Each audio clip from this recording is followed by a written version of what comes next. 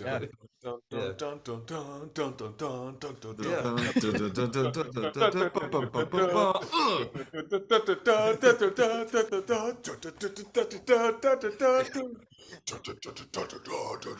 There should be a death metal like cover.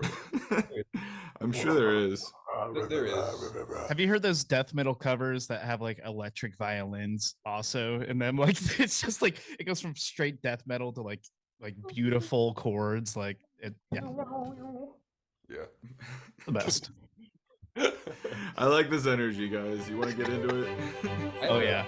Because I just went gay all of a sudden. Pabst Blue Ribbon! I'm Charles Foster Kane. Snap out of it! It's showtime, folks. What is up, Criteria Cats? You are listening to Criteria Cast, the podcast you listen to while you take a poop. I am your host, AJ. I'm your other host, Noah. I'm the other host, Gabe. And today we're going back in time to a simpler time, the year 1931, in Germany, definitely not on the brink of disaster, to discuss Fritz Lang's mystery suspense thriller M, or I like to call it because it's so tasty. M tells the story of a child murderer, the Kindermörder, being hunted by both cop and criminal. And here to help us talk about this film named after a letter is host of Cinema Span and returning guest Louis Hillegrass IV. Glad to be here.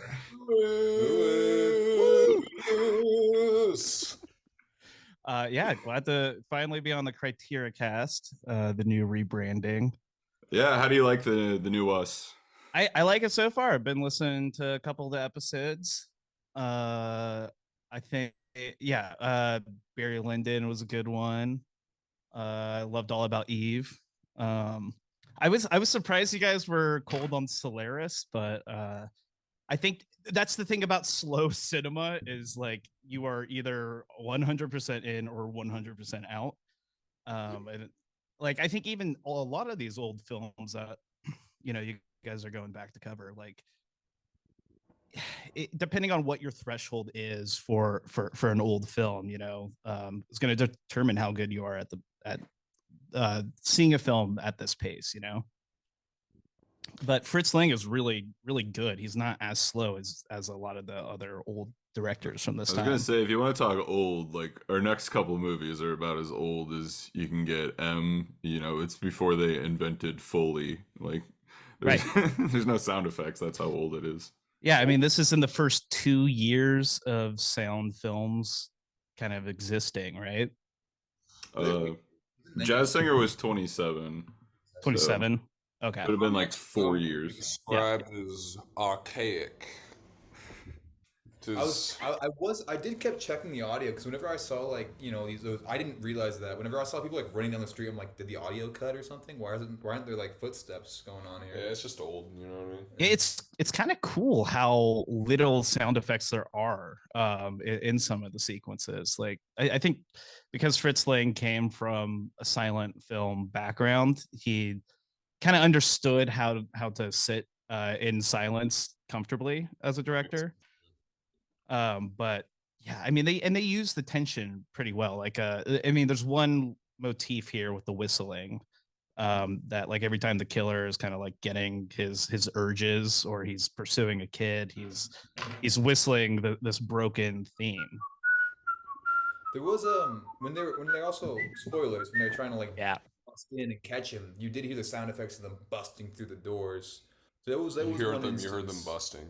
Yeah, it's like they pick certain scenes to go full out on sound, and then other scenes they're just like, we're gonna commit to being in silence. Yeah.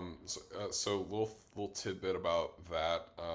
It's the song. Obviously, it's the Hall of the Mountain King, but apparently it's from something called Peter Gynt, and during that scene, it's about a bunch of trolls chasing this dude out of a castle.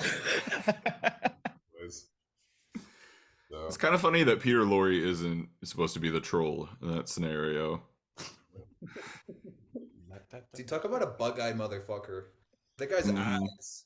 He's literally perfect casting. Yeah, no, he is. That man was born to be a Halloween mask. I know, dude. Like, just look at his caricature in the Looney Tunes. Like, Oh. Wait, that's him. Yeah, that's him. Wait, I've seen that Looney Tunes sketch, and it's almost too removed from today's pop culture for me to understand what the fuck's going on. It's like every second's a new cameo. Well, like if you had Cartoon Network as a kid, you know who Peter Lorre is just through osmosis. Yeah, osmosis. I actually associated that Mountain King song more with Looney Tunes than I think anything else, right? Is that like one of the most used pieces of music of all time? Yeah, like, it's in so many pieces of media. Like you could probably find a list of at least 20 different movies that use it. 20 different cartoons that use it. And this is one of the first ones. This is probably the first one. It's like this one, the other one, like the Call of the Valkyrie or something. Yeah, right. Which just a little quick diatribe about that. That's made by Hitler's favorite composer, which is interesting. It's topical. It's topical. Hitler is the elephant in the room for this movie. Yeah. Like really. Oh, yeah. We'll get to him later. Don't you worry. We'll get to it later. We're not going to talk about it at all until then, though. Okay. That sounds great. I want to make that. We're talking about M, the object as it is. We'll get into the larger context after. I do want to say something right off the bat, which is that when I was going around reading some interpretations of the film, I was expecting more people to be half on the idea that he is maybe also raping these kids or doing other stuff other than just killing them. But it feels like there's a pretty big. They kind of said that, didn't they? Yeah. Well, they imply it like really heavily. Well, they were like, this man has a very sexual nature. You can tell by his handwriting. Some psychodynamic, like psychology mumbo jumbo babble, because they're based on his handwriting. He dots his eyes like a freak. There is something there with the handwriting though, because it's like it's kind of this broken pencil line, and that is similar to like the whistle tune he has. It's broken. It's not a perfect replication of the song. If you look at the windowsill, it's just rough wood that he's writing on. Right. I mean, maybe I'm taking that way too literally. That makes sense too. Yeah. I mean, he's also just like clenched fist holding it. Like that's the most serial killer anyone has ever held a writing utensil. The knuckle right here, just like. I mean, he's going after the kids. You know what I mean? I'm sure he has. Can't be doing that. Can't be doing that. I mean, he probably goes after the kids for a reason. You know, I wouldn't be surprised if he was a pedo. He probably. Yeah. But I mean, and most likely he's going after just girls as far as what we see.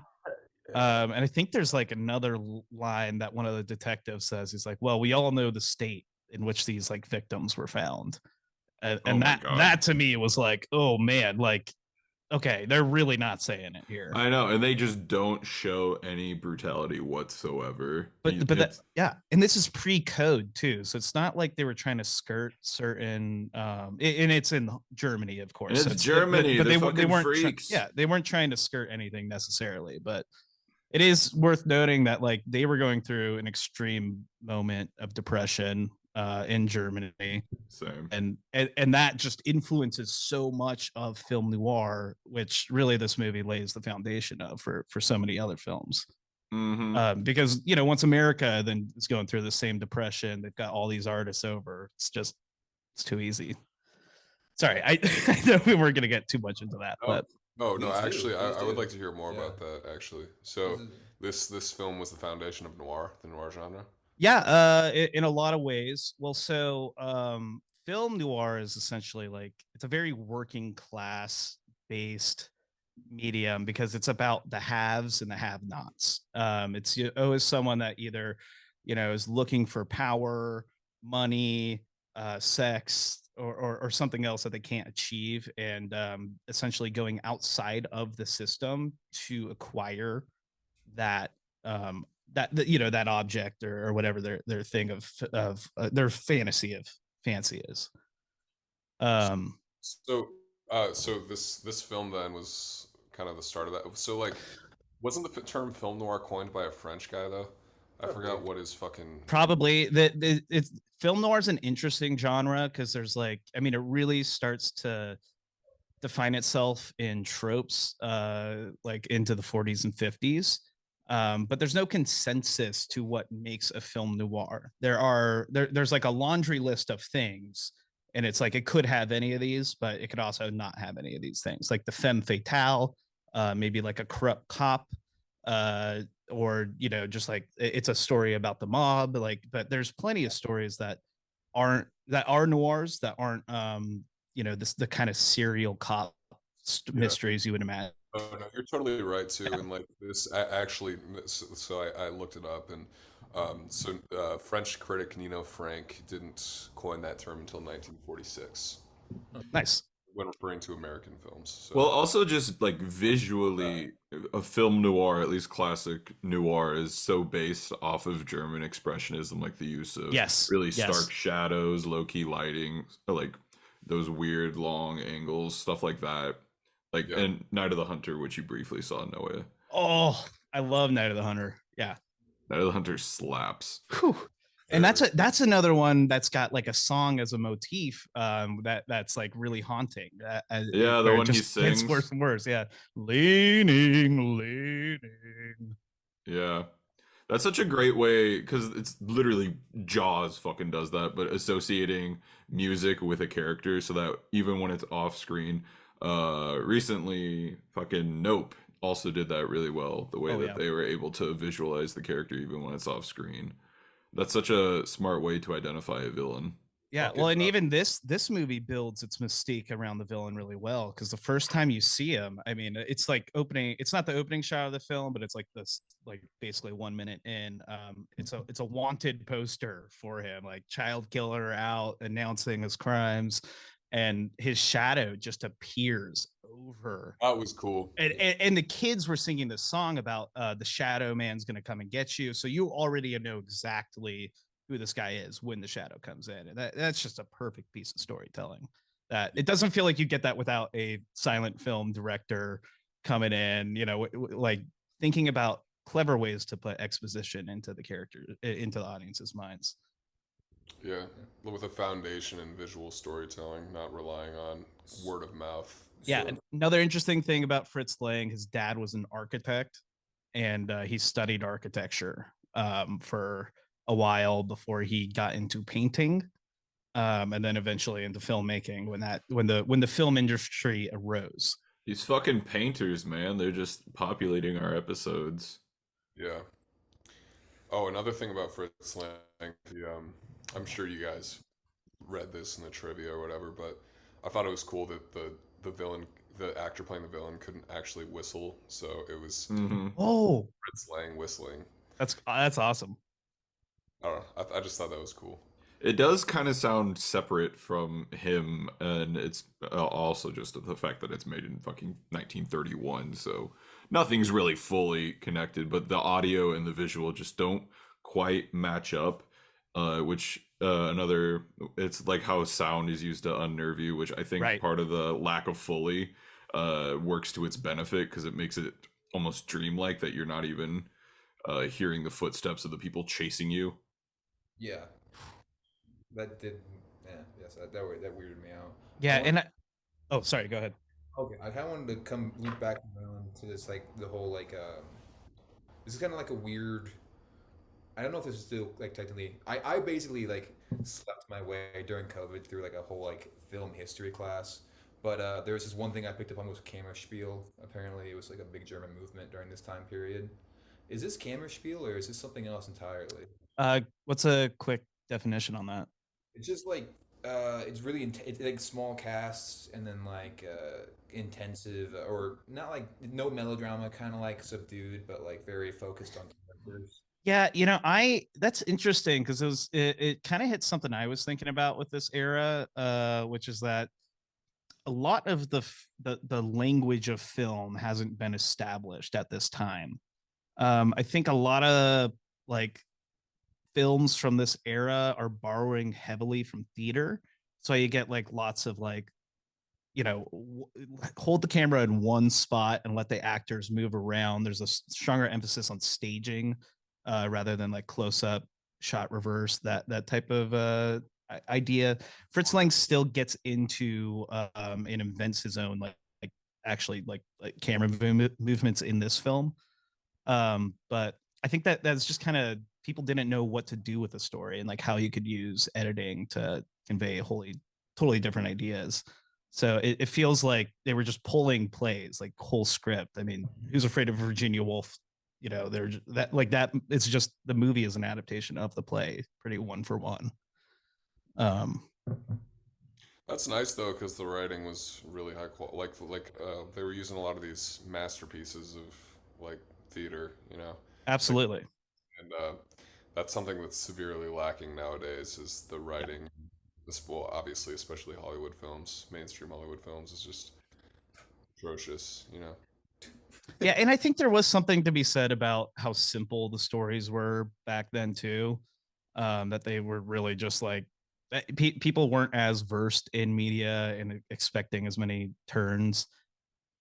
Not to say that comic book movies are very complicated. You know, they all hit the same structure we are familiar with. I mean, I kind of disagree on that point because like this is a way more interesting like dynamic story than most films you see right now. You have like oh yeah, mafia coming in that are like still opposed to police, but they are functionally acting the same way as law enforcers of the street.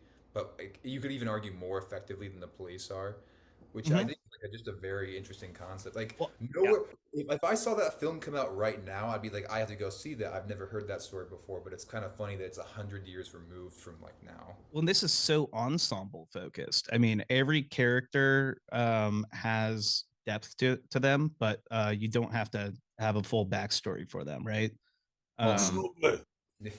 And no, but just the way it builds even the police station versus the mafia, because the cops are basically cracking down on crime. They're busting any criminal organization they can find to try to find this child murderer, and the criminals are upset. So it's just this like both groups at you know their meeting tables back and forth. Everyone just wants this motherfucker dead. Like, this guy is fucked. He's killing them kids. That sense of community is so cool because there's no main character here. Like who do you point to other than the actual killer? Yeah, and he straight up like probably doesn't talk till at least over halfway through. Right. What is a short movie by today's standards. But I just love the imagery of just like 50 criminals that have all gotten together and they're all just chasing this one fucking guy. And he's like cowering. Peter Lorre's face during those scenes, he's just like, fuck, are they gonna rip me apart? Like he's just cowering in the corner and they're just busting down walls and floors. They're just breaking shit to come. Which is so good because like they build up the villainy of Peter Lorre's characters so well, but by the point you get to the court trial, it's not that they're empathizing with him, but they're trying to just bring him down like a degree, just to say like, are there not civil liberties that are like put up for every single person, right? Like, and it's just it really the whole movie keeps itself subjective the whole time and forces you to put yourself in the shoes of the community as well and come to your own conclusion, which I do like.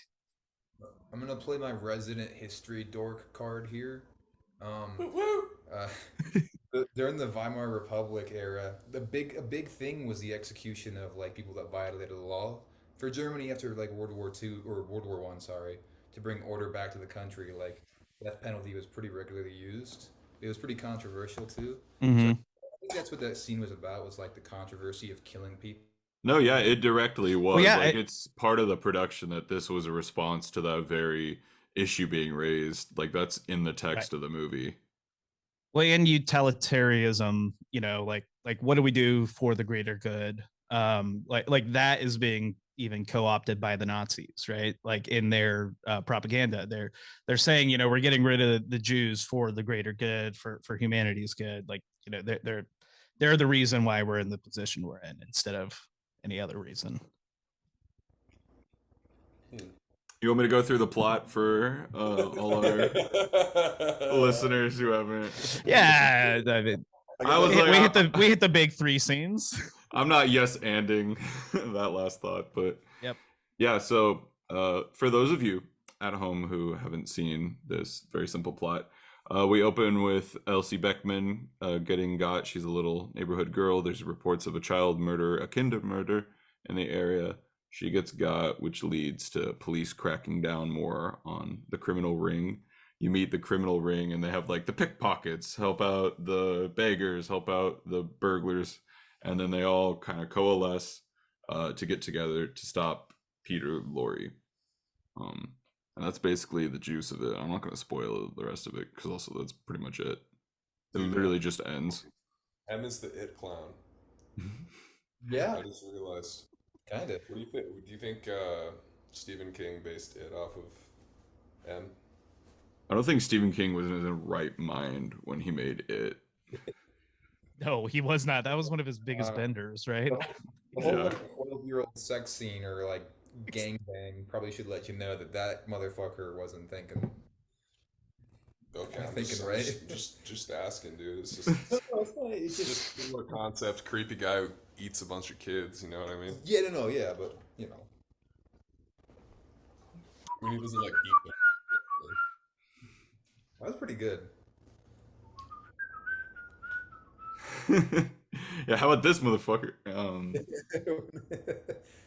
So we kind of went over the story of it. Let's go over the production.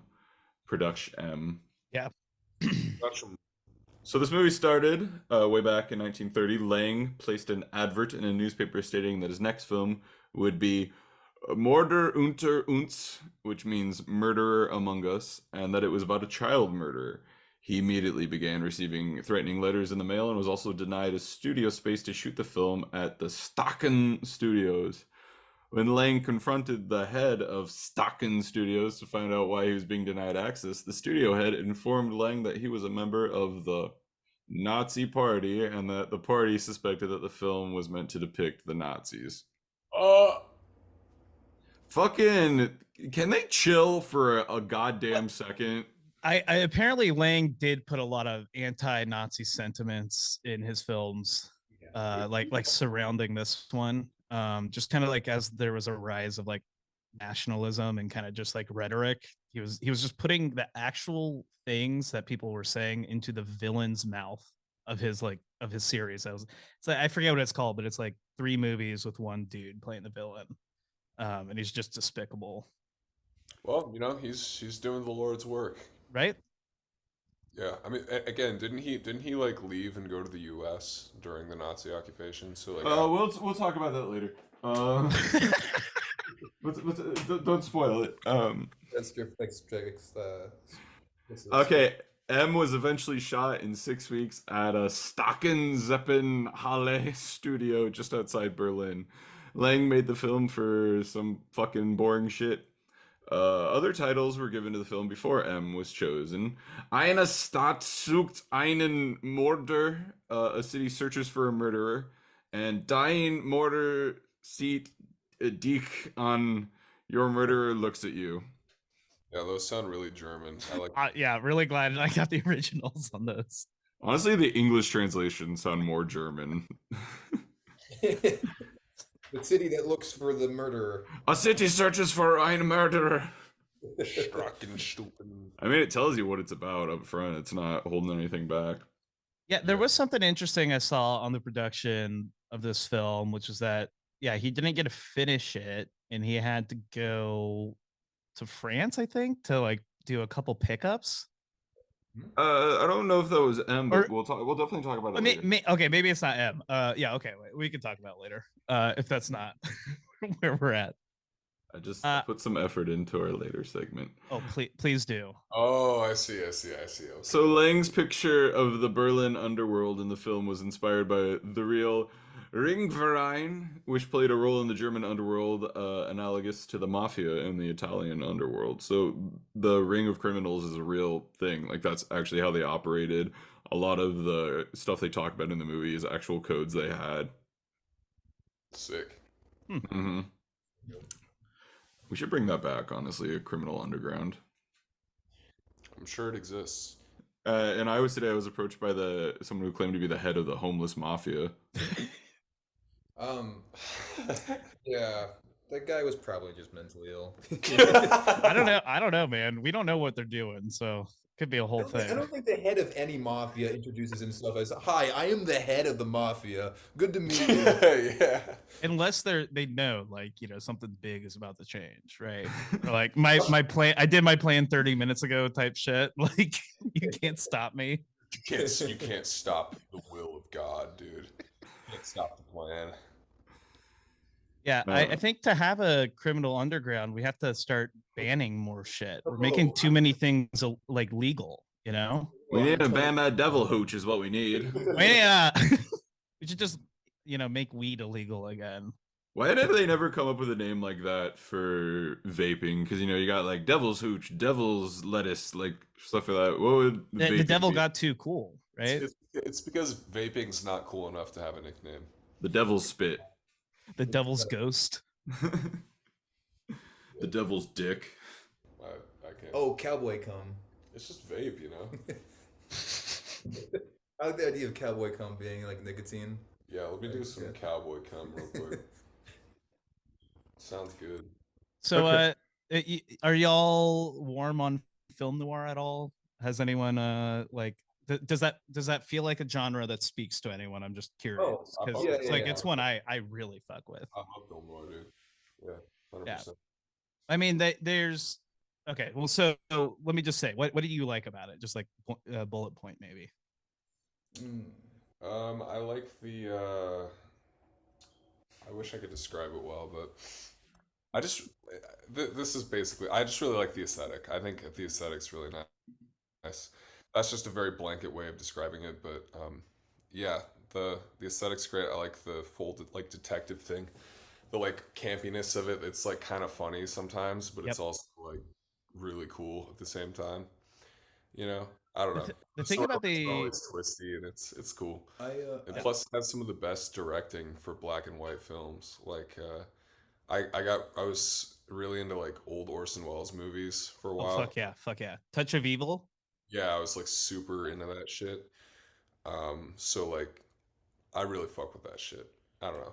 Yeah, Orson Welles is definitely very inspired by Fritz Lang and other German expressionist filmmakers. Any movie that has a good shadow in it is probably a reflection of German expressionism. If you see a shadow and you're like, that's a good ass shadow. Yeah, another noir director that I was thinking about his German heritage was Billy Wilder. Because like that, I mean, I think of so many of his comedies as like classic Americana stories, but his few noirs like really slap. Sunset Boulevard, Ace in the Hole, like Double Indemnity. I think that shit's iconic. Like the whole like dead narrator thing, like that's so fucking cool. It like isn't that the hackiest thing in the world? Is like a narrator being like, "Yeah, that's my dead body. Bet you wonder how I got here." Yeah, word for word, it sucks ass. And you see it in Sunset Boulevard, and you're like, "Oh my god, this shit's about to rip." Yeah, because they fucking like they started that shit. You know what I mean? So good. I'm just like, well, sometimes like the trope dilutes, and like it loses its substance in the original. But like that's the thing about M is it feels like a lot of these things are still pretty fresh, even though this whole like even the criminals working with the cops. I'm like, I feel like I've seen that in another film, but I haven't seen it done the way that this one does it. Really? Yeah, it's like their version of Heat. Yeah. Oh my god. Yeah. Does that happen in Heat? The diner scene in Heat is basically the same beat for beat as M. Of course. Yeah. She's got a great ass. She got a great ass. There's not the diner scene at all. So. And you got your head all the way up it. Dude, Heat sounds hilarious. I haven't seen it. I want to see it. It's also one of the best, just like shootout scenes in any movie ever. When you're like carrying, who was it again? Like Al Pacino's carrying somebody. It's a fucking.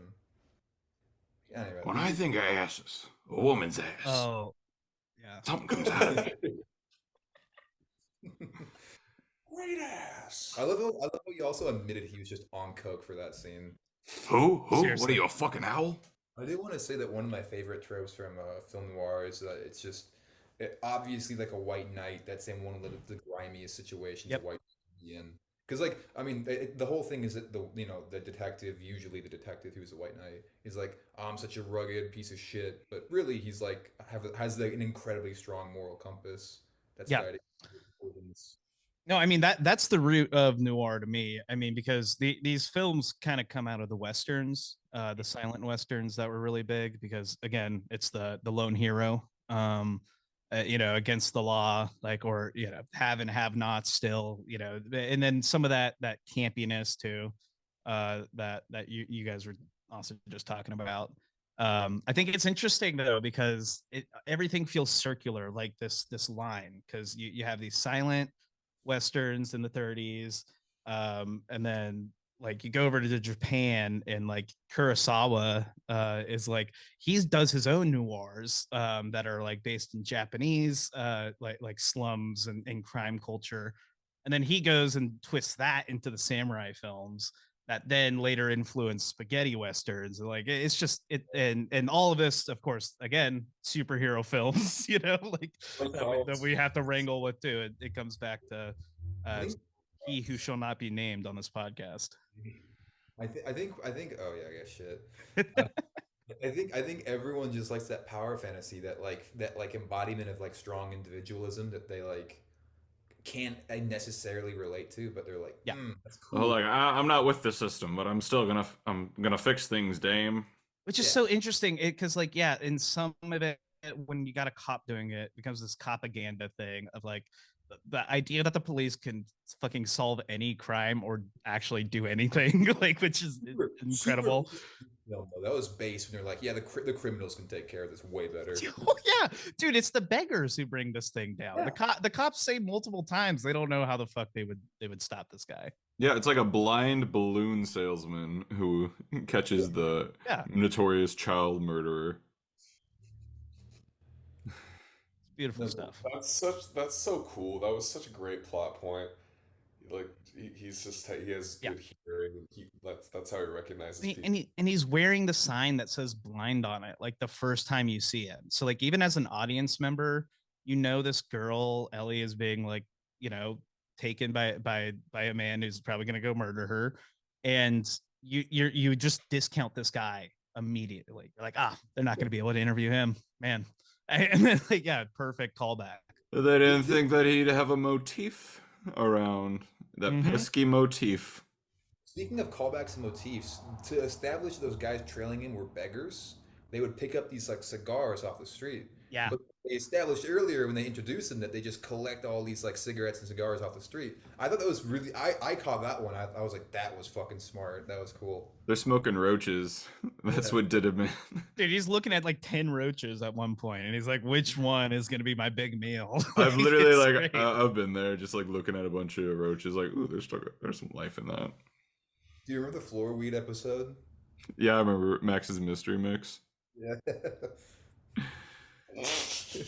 I'll cut this, guys, don't worry. But we had a friend who they smoked so much weed that like weed would fall on their carpet, and then every once in a while he would pick up the weed from the carpet, put it in a bag, and it was Max's mystery mix. Oh my god. Dude, that shit is so funny. That shit fucked you up. It would, man. Got you high as hell, bro. We were all like, yeah, we'll smoke that. Like smoking hot Cheeto crumbs, like that'll get you. Yeah, because that was the thing. Like that was the risk you took. No, he would smoke anything. He smoked a fucking stink bug, I feel like, right? Yeah, no, it was a beetle. That was crazy. That was disgusting. Bro, he literally got no, it wasn't a stink bug. It was like bigger than it was a fucking beetle. It was a beetle. He like got a beetle off the window and tried to smoke it. How? Dude, this guy. Like, did he stick a straw through it or something? No, he just put it on a Oh, just like on the bowl. Wait, no, like, there we go. Like, that's like, right. him on top. He also drank milk out of the bong.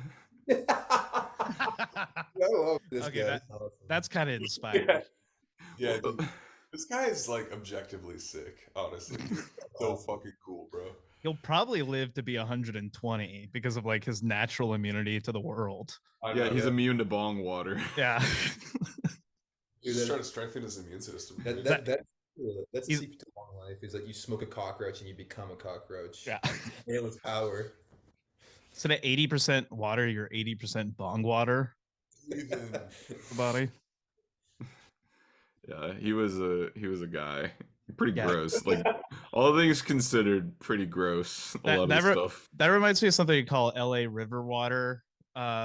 If you're in a bar, which is like, they have these mats that catch all the liquid as you're like pouring drinks and spilling. So at the end of the night, you just kind of pick it up and put it all into a shot, and then that's LA river water. Oh no. Yeah. Sorry no, for that, dude, boys. No. That's 10 times worse. There's, because yeah, that's not even. That's not a good meme. That's just. It's gross. I'll shock you out of a bit. And this is a very dense movie, and we're barely covering it. But do you want to hear some 1-star reviews? Yes. Yeah. Absolutely. Well, too bad. No, I'm kidding. Wow. So this first one comes from Justin Tucker 9. They say, who the actual fudge nugget calls their movie M? Did he just like not watch it? Fuck this guy. I mean, I kind of get it. I've always thought M was like maybe one more punch up. Okay, yeah, I mean fair, but like sick. I think there's probably something interesting here though, that like the letter is very marketable in like every country and every language, right? Like this does have a German language title where like M is in the middle of it, so I think it's still like makes sense. The murderer kills at night. Like that's the German title. Yeah, exactly. But I saw like the title font of it look kind of cool, but I mean it's a great motif, like the actual drawing of the M. Oh no, that's on sick. I love hand. it. I love it in the plot. I want a title that you can Google. Of course. And M 1931 is not worth Googling at all. Fuck that. They weren't thinking of search engine optimization back at this point. Hitchcock had it right. He's like, wait, what does the M stand for? Yeah. Oh, for murder? And then what do you do with M for murder? You dial it. It. I mean, the dial is not the best part of the title. Kind of fell off there. He probably could have just called it M for murder, but he needed the pun. Dial. I don't. How did it even come to that? Because I mean, are there letters on the old rotary phones? Like I thought that was a modern texting Now that you say it. Well, anyway, that ties into this next review. It's from Dania. Dania says M for mid. Yeah. Okay, valid. Straight mid. If they think so. This next one's from Kyle Cole, and they spell it with a 0 instead of an O for anyone listening at home if they want to look them up. Instantly invalidated. I'm gonna make you famous. Kyle says English and modern next time, please. How about suck my dick next time? They did both of those things. There's a remake, right? Also, I don't know what you want. There's a 1951 English remake of this film. And like, okay, so like we were just saying, Peter Lorre, like Lorre is a fucking goblin creature, man. When they did it here, they cast like a beautiful blonde-haired guy, like Californian guy, and they set it in LA. And I think like it's insane so hard. Dude, it's like I was reading about it. I'm like, no fucking way am I even gonna try that. Of all the fucking American cities you could have set it in, why would you do Los Angeles? I'm pissed. Like New York, maybe for sure. Yeah, put it in Wisconsin. Also, like I would never buy the community of LA coming together like that. Like that. Yeah, whereas in New York, you mess with one of them, you mess with all of them. Yeah, and like you could have done something. There was actually a race-based angle on it, which was kind of interesting.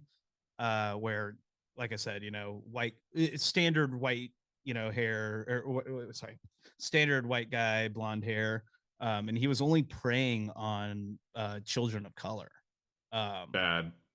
Well, that's at least like. If I just mean you shouldn't do that. I mean, but it's a bad thing to do. Shouldn't be killing any kids, right? But especially, but like that at least localized it a little bit, in an interesting way. But outside of that, I don't know why you would remake it. Because Fritz Lang even himself said he didn't want to be involved because he's like, I said everything I wanted to say in the first film. He's like, I gave you M. What more do you want? Yeah.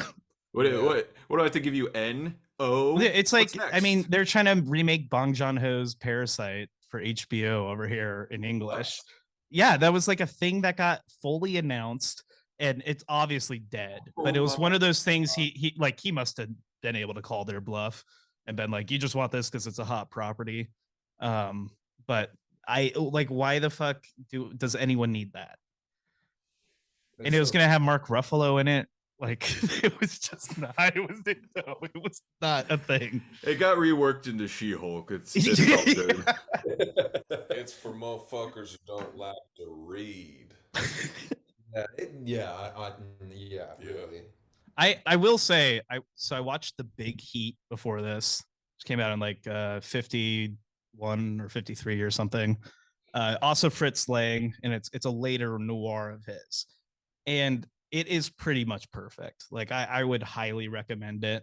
It's got like a lot of those classic genre dialogue back and forth where it's just, just cold lines one after another. And there's like one piece of violence in the film that is like shown off screen, but is so impactful that like, the fully imagined violence is still put onto you. So going from that to this, the film started and I saw subtitles and I went, oh fuck, they got me. I was like, I'm watching a fucking subtitled film. I love subtitled films, but it's just it's a bit of an endurance test sometimes, I completely agree with you, but could you also repeat what was the noir you were watching beforehand? The Big Heat. Okay, got it. Yeah. I put the DVD somewhere. Yeah, pull out that Blu-ray. Oh, hell yeah. Let's go. Indicator release. I know this is probably contraband on the Criteria cast. No, we support all physical media. I'm a physical media king. I'm not so much, but where my indicator indies at? No, I feel like you got some vinyl though. That's a physical media king status. I don't have a lot of vinyl. Just a few. I don't even have a record player, so I got a lot of Funko Pops. Funko Pops. What's your favorite Funko? Oh, I don't have this. I've had sex. My I've read Socrates. Sorry, everybody. No, the Funko Pop market is incredible because it's like the James Gunn Funko Pop costs like $600 to $700 on eBay. Dude, I just watched. You're like what? Who is doing this? Like, yeah. Who is that for? I just watched James Gunn's Slither today. That was actually pretty good. Kind of a good creature feature. I haven't seen that. That's like there's two of his I haven't seen, like some of his early ones. You see Super that and Tromeo. So long ago. Mm-hmm. Because like that was a big Netflix movie. Super. Super Slither, I hardly know. All right, this next review comes from Movie Master 69. To repeat, that is Movie Master 69. Haven't actually watched this, but it's almost 100 years old. That's really old. This shit sucks. Valid, honestly. What's his name again? Movie Master 69. Movie Master. This guy seems kind of sick. I feel like I might be friends with this guy. Should I invite him on the podcast? Yeah, we should for sure. Yeah. What are his favorite four on Letterboxd? Can you tell us real quick? Yeah, it's clearly satire. Like that's sick. Oh, he doesn't have a favorite four. Nice. Yeah, or they or she. We don't know. I'm gonna comment. Come on, Criteria Cast. All right, and this last review comes from Brandon Woodward. They say, I truly fucking hate old movies. Fuck. See, that's the problem with a lot of these one star reviews is, not a lot of nuance. You have no idea how many M for mid reviews there are. I picked the first one I saw. That's like, dude. Also, that critique is so stupid because it's like, I hate old movies. Why did you watch it? Yeah, I know, like the guy who's like, I want it in English and modern. It's like, why are you watching M then? Like, what do you want, buddy? I'm sorry. You know your preferences. This clearly isn't it. There's one thing I hate, it's German movies and old movies. Fuck. It's such an interesting subset of like film bro, because it's, I think we've all been there where, we're just kind of into the first things that got us into film, right? Before you kind of do any backlog or film studies type things. But also, like, I mean, that's kind of my relationship with Criterion. Was like, I had an office job where I got my work done, but I still had to be on the clock, so I'd be hanging out in a cubicle for a while, and so I'd watch a lot of movies on my phone, and so I kind of like made it. I would go to and just do homework at work, essentially, and I'm like, I'm on the clock. I may as well see something that I'm not gonna go and seek out myself. And like I watched a lot on the Criterion channel, like on my phone. Sorry, David Lynch. I mean, straight up, I saw Sunset Boulevard for the first time on my iPhone. I have since seen it on 35 millimeter. So it's like, if a film's good enough, I'm gonna go back to it. But there's plenty of like things that I think otherwise I wouldn't have gotten to, and it was important to build up my endurance here. I don't know. It's but I never complained like about like watching these films. It's something I wanted to do. I wasn't going on the letterbox to just shitpost. Look, I'm gonna say, like, there's definitely some movies that benefit solely from the like a theatrical experience, or at least seeing it with a decent enough system. But I've always found if a movie is truly great or good enough for me, like if I watch it on my iPad, it'll still blow me away. Like, yeah. There's a lot of them where I'm like, fuck, I wish I had seen this in a bigger theater. And then sometimes I go back and have the opportunity, like The Good, the Bad, and the Ugly was mwah.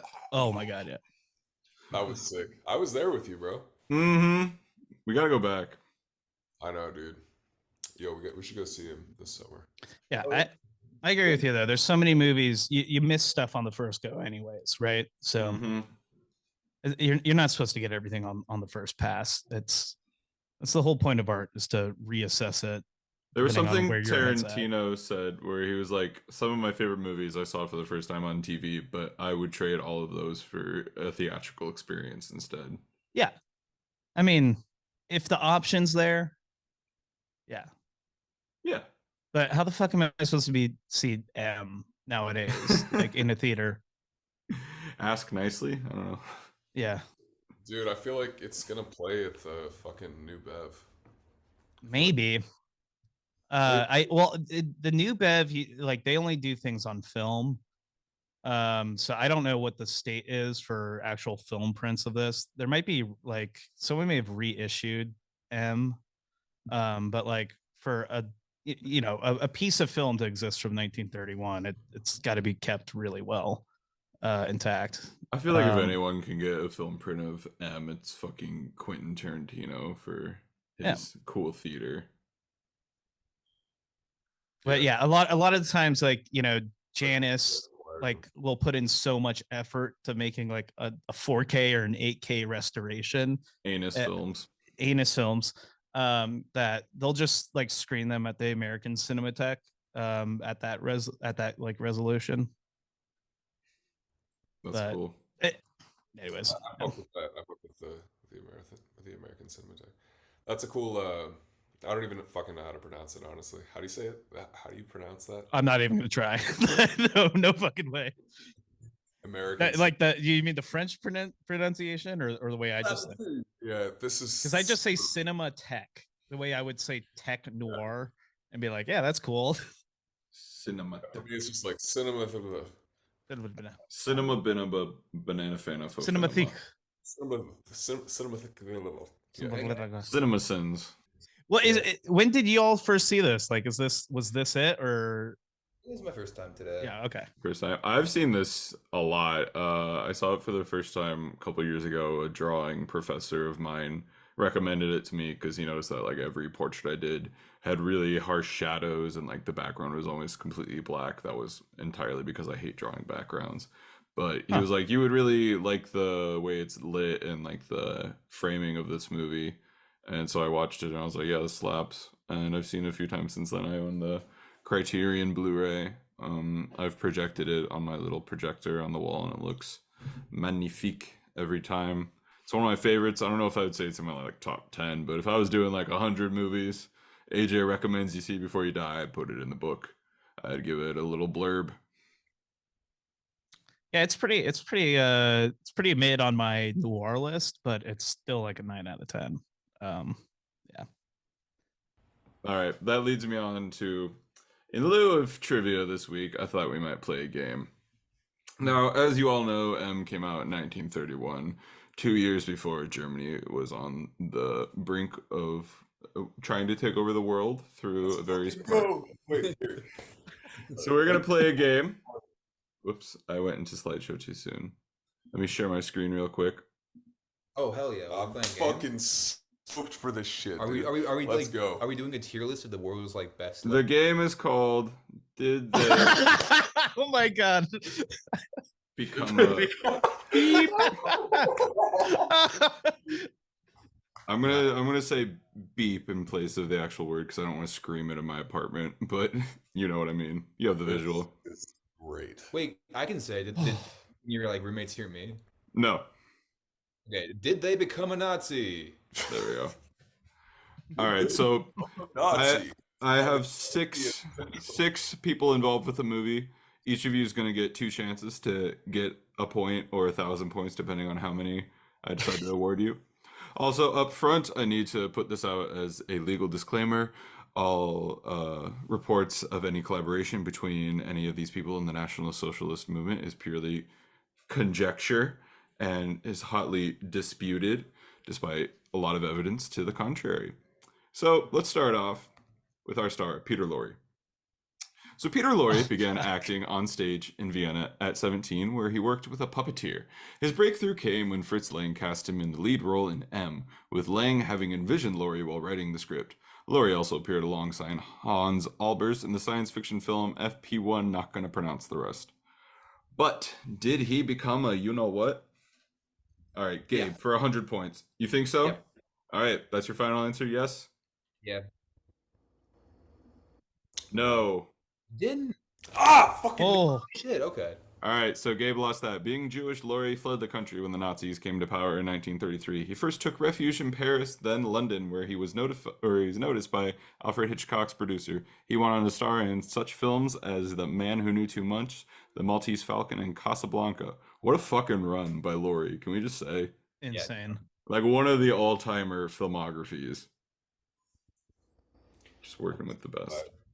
Is that the first Man Who Knew Too Much or the remake? Oh, this guy's a fucking Nazi. It's the Hitchcock one. All right, no, it's not your turn, Gabe. Is it my turn? Is it my turn? It's my turn? I feel like you know the answer, so I'm going to go Louis. Fuck. I already said... Okay. Louis, okay, so Fritz Lang was born in Vienna and served in the Austrian army during World War I. Between 1919 through 1929, Lang made several silent films, including Hari Kari and Metropolis, before switching to sound with M. Head of propaganda, Joseph Goebbels, he was in Inglourious Basterds, he's the one at the table who like screams, was so impressed with Lang's work he offered him the position of head of a German film studio. So, do you think he became a you-know-what? So the way I heard Lang tell the story or read the story was that he left Germany the next day after being offered the head of the film commission. But apparently he didn't leave right away. Like he was dealing with some business stuff and closing banks. No, he went to France. He's not a Nazi. Sorry. I'm Louis. I knew ahead of time. Well, I didn't know did research for this episode. I would have fucked up that one. You gave me the easiest one. Yeah, that one was kind of a gimme. Fun fact: his ex-wife did become one, although that's wild. He sold her jewelry to escape the country. Then it was based. All right, Noah, your turn. Gustav Gründgens, who plays the safecracker in the movie. He's the one with the bowler hat. He's kind of like the leader of the gang. Gründgens attended the drama school of Dusseldorfer and acted in stage plays in Hamburg. He worked with Otto Klemperer at the Kroll Opera as a cabaret artist. His role as the safecracker in M significantly increased his popularity, and from 1932 he was a member of the Prussian State Theater ensemble playing the role of Mephistopheles. Gründgens was openly homosexual, engaging in a relationship with writer Klaus Mann. So Noah, do you think he became a you-know-what? I know nothing about this guy. I'm just going based off his name and his appearance. Yeah, I think he definitely became a Nazi. Yep. Oh. Ha!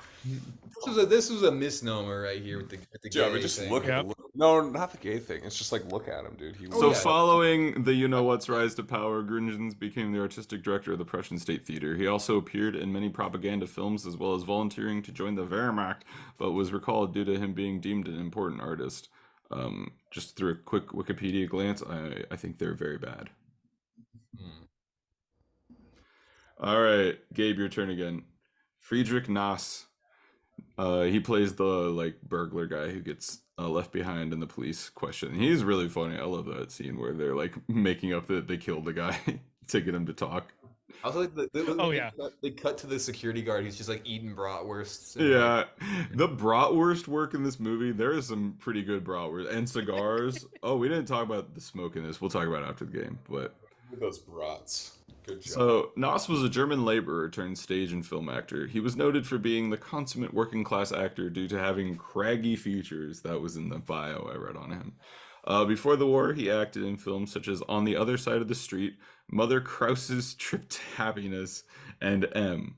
So, Gabe, do you think he maybe joined a certain party? He's the working class actor? Mm-hmm. I want to say he has all the characteristics of a Nazi, but I'm going to say he wasn't one. I'm going to say you're right. So, well, he did... Not really. Look at that. Great. That was an option, by the way. This one, I'm going to make the call and say that no, he did not. But there is some evidence that maybe he did for a little bit, but then changed his mind. Anyway, Nass was an outspoken leftist who detested the Nazi Party. He would go on to act in a few of their propaganda films before being briefly banned in 1936 due to making threats against Hitler, before getting permanently banned in 1939 due to his leftist politics. So I'm going to say, judging by the man's whole life, I'm going to say no, he wasn't. Even if he did briefly work for them, he probably didn't have much of a choice back then. Not a lot of choices for employment. All right, let's switch it up. Noah, your turn. Theodor Loos. I don't know how I'm saying any of these names. He was one of the detectives. I don't remember which one, but he was one of the few of them that actually had a Wikipedia entry. Which I'm only doing the ones that either A, didn't die horribly in the war, or B, had an actual Wikipedia page. There was a few where I'm like, I'm not including this in this stupid game. This is like a tragic life. So Theodor Loos was the son of a watchmaker and instruments manufacturer. He worked briefly as an art dealer before becoming an actor. He acted in more than 170 feature films. He's best known for his collaborations with Fritz Lang, including playing Inspector Grober in M. But did he become No, he didn't. How wrong you are. He became the biggest of all of them. Damn. So during the TR, he was president of the Reichsfilmkammer, the main government agency responsible for the production and distribution of propaganda films.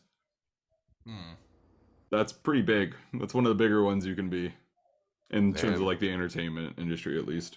Fucking Nancy. Yeah. Nancy. All right, Lewis. Last one is you. Inga Landgut. Oh my god. Who played Elsie Beckman. You know she was. So Inga Landgut was mostly active during her childhood, acting in films such as Emil and the Detectives and as Elsie Beckman in M. But do you think this little brat became one of them? Man, I feel I want to go with no, just because like they're so young that but all right, I've seen Jojo Rabbit. I'm gonna say legally, you are correct. However, I read through her history and I looked at the films she was starring in, and There was quite a few of them that were directly propaganda movies. So, not officially, but I'm going to say she was a little Nazi bitch. Plausible deniability here. She did go on to become a German voice actress, dubbing the voices of Wilma and the Flintstones in several Disney films. He was a sympathizer. Sorry, someone who was maybe working with the Nazis went on to work with Disney. You should hear who they got to work for NASA. Yeah. God, America's fucked up. I haven't seen Nolan's new film yet, so I still have that historical blind spot. I only learn about history through movies, so he's gonna fill in the blanks. I mean, there's probably a few movies you could learn about that history from. I feel like there's a few that have been made about in that time period. I'm trying to think of some. I'm drawing a blank, but I'm pretty sure. No, yeah, they definitely made some movies about World War II. Yeah, Spielberg did like one, right? Who? West Side Story guy. Oh, fucking Jerome Robbins. I love him. Are you talking about U.S. propaganda films? We're doing a bit. Yeah. Okay. Never forget when they cast Vin Diesel to play the Italian American. That's so. That's just funny to me. Dominic Toretto. Yeah. I gotta say, Gabe, I want to know the link between that to that. I don't know. It's just I was thinking of Saving Private Ryan. I'm just like, it's funny. Oh yeah, he's in that. He gets got like real quick by the Nazi sniper. Yeah, that's a good ass movie. Yeah. People have said it, but it's good. That first 20 minutes, I was not like everyone had been hyping up Saving Private Ryan for me in my personal life. Like my dad kept being like, "Dude, you haven't seen Saving Private Ryan?" Blah blah blah. He said that to me at least 6 times, and I was like, "All right, I'll fucking like watch it." And it was like not overhyped at all. It was fucking dope. Mm-hmm. Yeah, it's super impressive that Spielberg didn't even really storyboard that opening beach sequence. He just free-handed it on the day. You're just like, cool. Yeah, that's sick. He was in a flow state, man. He was like what improvisational musicians feel like when they're like going off the top of their head and shit. Like that's what he was doing, and that's so hard to achieve in film. Yeah. Like, because of the very like way we film things, you know. And that's just cool that he did that. That's super rare. He's a good director. That's Spielberg. I hope he has a good career. It's pretty good. Yeah. He's gifted. Yeah. He's got a few coming up. I'll wait and see. One of the cool one of my like history facts is that there's like I think it was like the U.S. Oklahoma, which was like a fighter or like a destroyer. Basically, it like sunk half of its hull, so it like tilted itself up so it could like use its main gun and shoot it at Nazi cities. It's a little fun fact. Sick. That's fucking lit. Fucking metal. They sunk their ship to shoot Nazis. Yeah, there was something I wanted to say about the courtroom scene at the end, which is just like I think a lot of films end with taking the criminal to an actual court of law. Yeah, like Law and Order. Yeah, and it is so much less satisfying than this. Like to have the court be like the entire community putting him up and yelling at him, and then like he's just this little creature in the corner. I mean, you don't even see his defense lawyer for the first like couple minutes, and then this guy just pops out of nowhere, and he's like, "I'll give you like the meekest." He's like clearly probably a drunk that they just were like, whatever, put on the tie. Yeah. Well, I also love how like he was like put in this little like animal pen because like his lawyer was like at a desk sitting very civilized, and he was like in this like fucking enclosure. There's a wall dividing them. Yeah. Yeah, I just love how the mob is fully ready to tear him apart. Like the women are just chanting, like, "Rip him to shreds! Eat his heart! Kill him! Pulverize him!" I love that, like the vengeful mother angle too. Like, where they're not necessarily the mothers of the children, but they just have that instinct. I'm like, yeah, I feel like that's an interesting angle to take. Is like, I mean, the ending of this film is brutal because they do take it. They take him to court and they show like, okay, we're in court now for like 1 second. And then it cuts away before the judge gives a verdict to just the crying women. Like saying, "Won't someone think of the children?" And at least when I was watching it on HBO Max, there's no credits, so it just exited out of the app immediately. I was just like, I was confronted with reality like that, and I was just like, "Fuck." Yeah. That was so odd not seeing credits. I was like, oh shit, they just left me there. Yeah. When it ends, it ends. It's like, all right, we're done. Bye. That was M. How do you feel? I like that. They should just start doing that more. They're just like, yep, okay. We should do that with a podcast.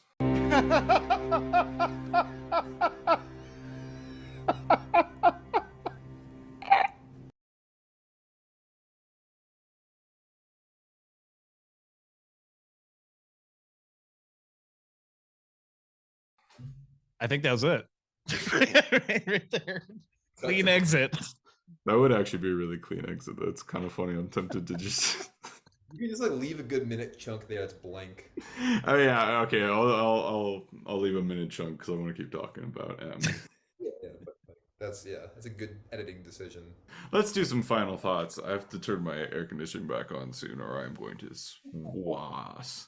Louis, what are your final thoughts? Final thoughts, man.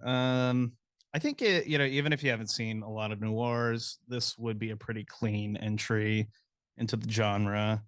Again, yeah, like a lot of old movies, it's still pretty accessible to a crowd nowadays. And there's a lot of really good craft and style in this.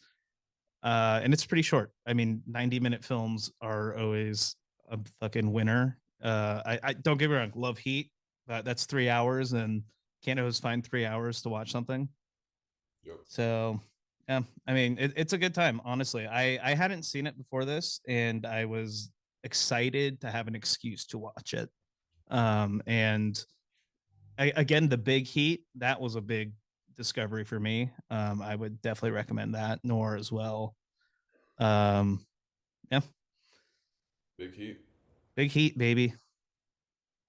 Damn, that's like the biggest compliment we can get is that our rinky-dink podcast made you watch good. a movie. Yeah, yeah, exactly. I did a little bit of research, and I was like, "Oh, perfect. This is I saw Ellis watched M this week too. So, Ellis, if you're listening to this episode and you watched M because of it, thank you. Dude, the only people who watch this podcast are people who are on this podcast. That's all I want. That's all I want. Yeah, fair enough. It's pretty sick, honestly. So you're saying if you're listening now, you should just hit up the podcast about being on. Yeah, if you're listening to the podcast, if you can hear this, literally text me, Noah, or Gabe, and the code word is Allegra. Allegra. Just text us that, and we'll Venmo you $5.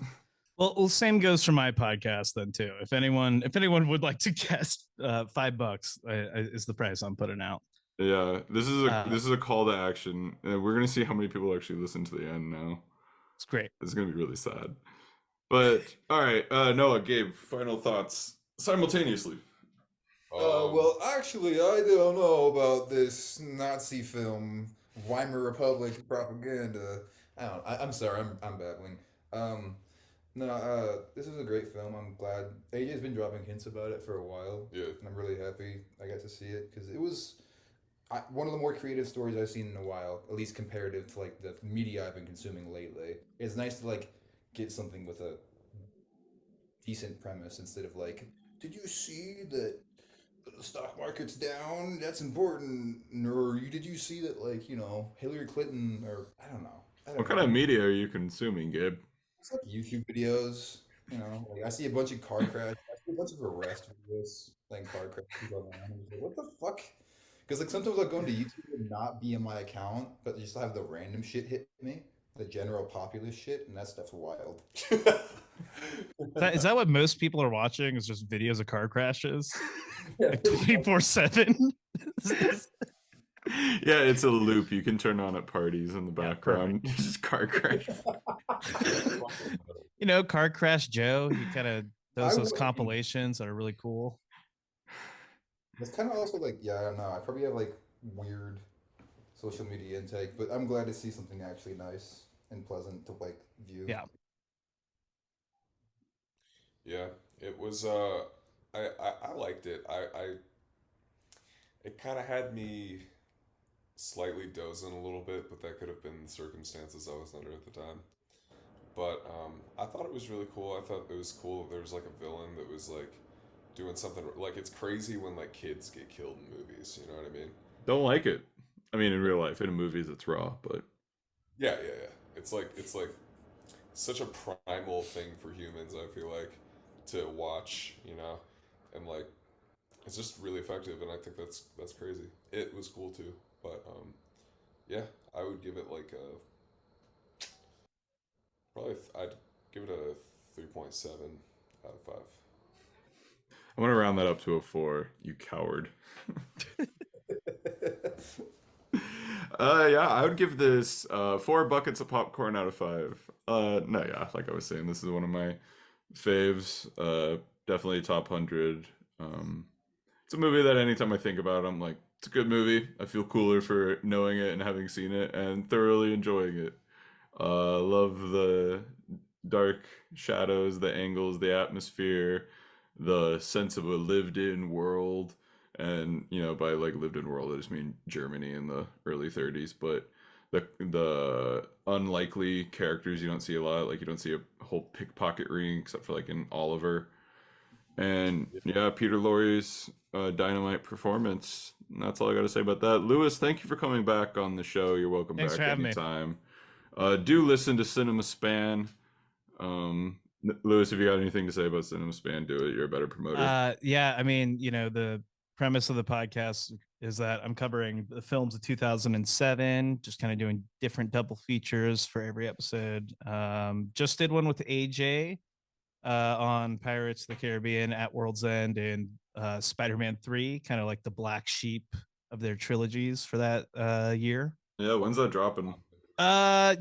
Haven't started editing it and been sitting on it for like a week and a half, so we will see. Maybe by the time this drops. Maybe there'll be competition if this drops before that episode. That puts a good fire under my butt, at least. That it should be out if you're hearing this right now. Let's say that. Well, I'm not putting it out any earlier than Monday. I take my time. Yep. And I truly don't take my time. If we just learned anything from that conversation. But yeah, thank you all for listening. Be sure to rate. Can you review on Spotify? I don't fucking know what you can do. Subscribe. Follow us on Instagram. I don't remember if we're still stupid babies. I'm so bad at setting up what they have to do. These calls to action are never fun when I have to be sincere. Just keep listening to us.